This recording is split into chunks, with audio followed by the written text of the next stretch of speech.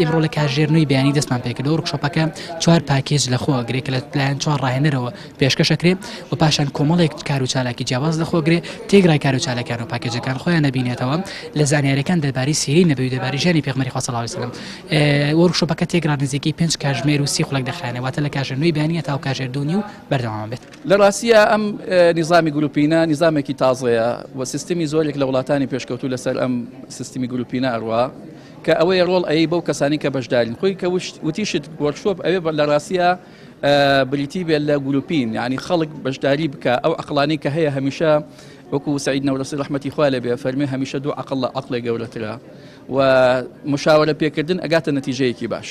لەبەرەوەی ئێمە کاتێک کە مشاورەکەین و گروپینمانداناوە بۆ ئەوەی کەوا زۆرترین بەشداری گەنجەکانمان هەبێ و زۆر سپاس بۆیەوە. لە منداڵیە منداڵ ئەو بجێی بووی سەرفکرێت جگەر لە دایبی و جاجار خواردن و پسکیتێکی چی بۆ سەرف ناکرێت کە تەکنۆلۆژیای تازە علمی تازە زانستی تازە دەڵێ دایکی ئازیز باوکی ئازیز ئەتەوێت لە داهاتووە منداڵەکە لەسەر پێی خۆی بوەستێ زۆرێ لە پارەکان زۆرێ لە بودجەکان زۆرێ لە سەرفیاتەکان زۆرێ لە تەرکیزی تۆ لە فترەی 4-5 ساڵا بێ هەتا 10 ساڵ ئەگەر ئەم چەند ساڵە دروستت کرد پەروەردەت کرد من دڵنیام لە داهاتووە گەنجێک و کەسێکی سەرکەوتوی دروستە بێ بۆ کۆمەلگا.